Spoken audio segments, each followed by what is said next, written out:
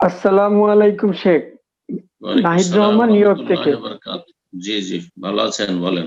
জি জি জি, ভালো আছি।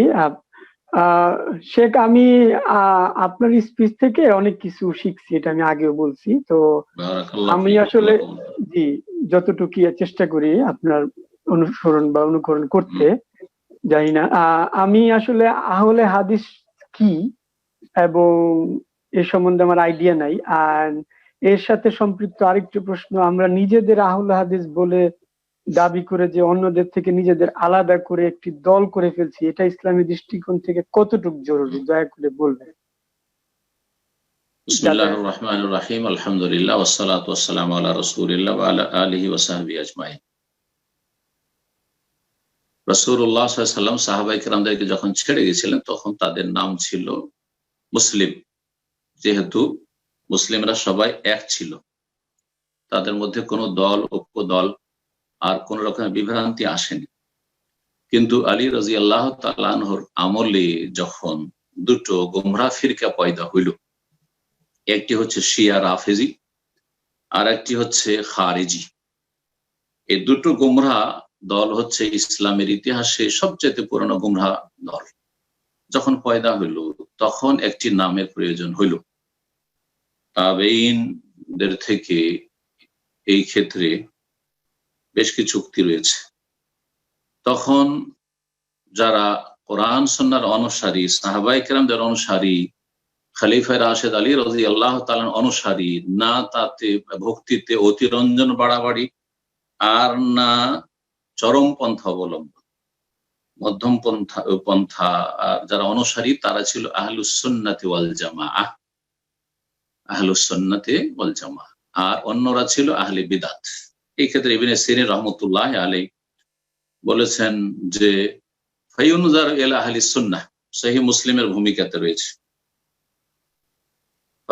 যখন ফালামা ওয়াকাতিল ফিতনাতু, তার আগে থেকে শুরু থেকে বলি, কানু লা ইয়াসআলুনা আনিল ইসনাদ। সাহাবায়ে কেরামদের যুগে কেউ যদি বলতো যে রাসূলুল্লাহ বলেছেন, যথেষ্ট ছিল, জিজ্ঞাসা করতেন না যে তুমি কার কাছ থেকে শুনেছো, সনদটা বলো, একটু সূত্রটা বলো, কিছু জিজ্ঞেস করতেন না।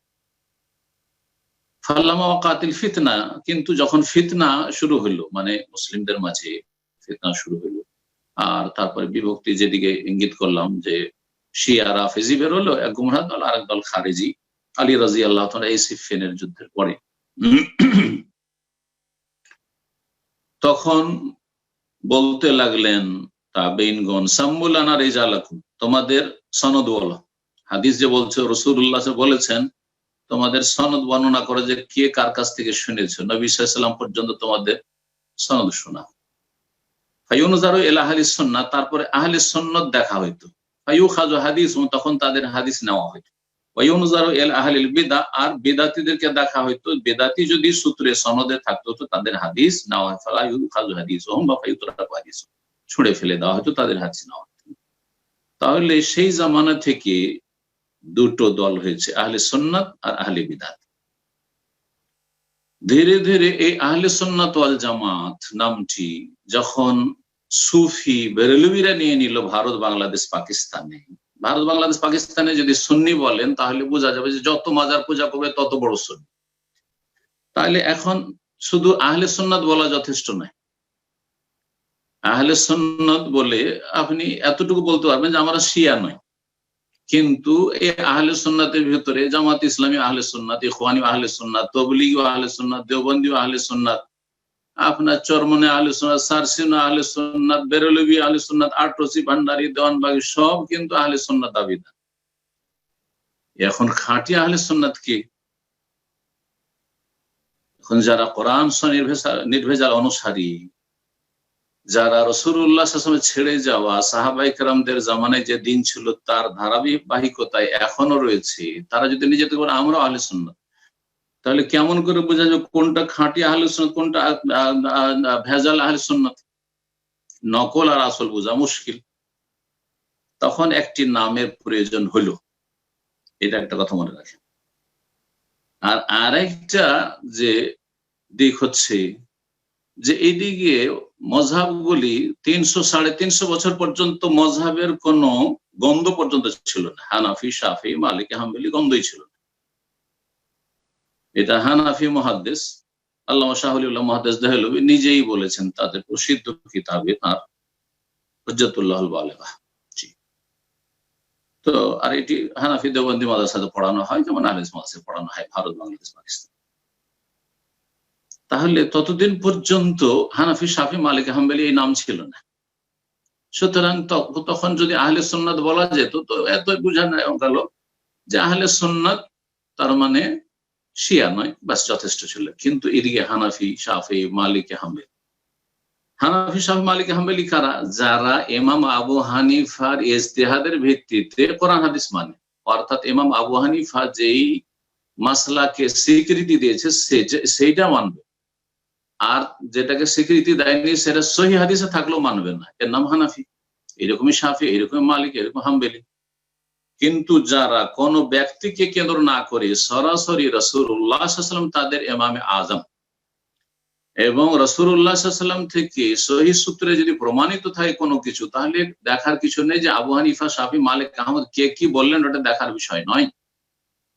একজনের অন্ধ তকলিদ নাই, একজনের অন্ধ অনুসরণে। অবশ্যই আইম্মায়ে কেরাম থেকে আমরা এলেম নেব, চারজন থেকে নেব, কিন্তু একজনের অন্ধ অনুসরণ এটি বর্জনীয়, এটি ভুল পথ। যারা বলছে যে একজনের অন্ধ তকলিদ আবু হানিফা, শাফি, মালিক, আহমদের কোন একজনের ভুল পথ, তাদের তো একটি নাম লাগবে, কারণ অলরেডি ওরা হানাফি নাম নিয়ে এনেছে, শাফি, মালিক, হাম্বলির নামকরণ হয়ে গেছে।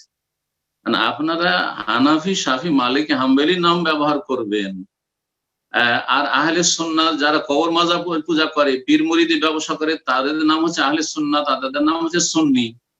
তাহলে আমরা যারা কোরআন সুন্নাহর অনুসারী নির্ভেজাল, তারা কি করে পরিচয় দেবে যে আমরা কি? তখন একটি নামের প্রয়োজন হয়। আর ওরা নিজেদেরকে সালাফি বলে পরিচয় দিল, তার মানে আমাদের সম্পর্ক কোনো এক ব্যক্তির সাথে না, আমাদের সালাফদের সাথে সম্পর্ক। আর সালাফ হচ্ছেন পুরো সাহাবায়ে কেরামদের দল, পুরো তাবেঈনদের দল, পুরো তাবা তাবেঈনের দল, স্বর্ণযুগের দল। খাঁটি ইসলাম যেই জামানায় ছিল সেই জামানার ইসলামের সাথে সম্পৃক্ত আমরা, সুতরাং আমরা সালাফি। ভারত উপমহাদেশে যেহেতু নামটি বড় কথা নাই, পরিচয়টা দিতে পারলেই হলো ঠিকভাবে। সেখানকার যারা কোরআন সুন্নাহর অনুসারী আলেম, তারা চিন্তা করলেন যে আমরা কি করে আমাদেরকে পরিচয় দিব, কারণ আমরা হানাফিও না, শাফিও না, মালিকও না, হাম্বলিও না, আমরা ওই সুফি মাজার পূজারী, নকশবন্দি, চিশতি, কাদেরি, মুজাদ্দিদি, আমরা ওগুলোও না।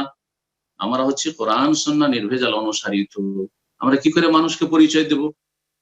তখন তারা একটি নাম নিল, সেই নামটি হচ্ছে আহলুল হাদিস, কোরআন হাদিসের অনুসারী। হাদিস কোরআনকে বলা হয়, আর হাদিস হাদিসকে বলা হয়। যারা কোরআন এবং হাদিসের নির্ভেজাল অনুসারী, তারা নিজের নাম আহলে হাদিস দিল। আশা করি বুঝতে পারছেন। এখন আপনার প্রশ্ন হচ্ছে যে আহলে হাদিস নাম দেওয়ার প্রয়োজন কি? বলে প্রয়োজন হইতো না যদি আপনারা হানাফির নাম না রাখতেন। এই জন্য আমি একটা আলোচনায় জেদ্দাতে বলেছি কয়েক বছর আগে, হানাফির নাম মুছে দেন, শাফির নাম মুছে দেন, হাম্বলির নাম মুছে দেন, আর মালিকি নাম মুছে দেন, এই সব নাম রাখেন না, তাহলে আহলে হাদিস নামের প্রয়োজন হবে না।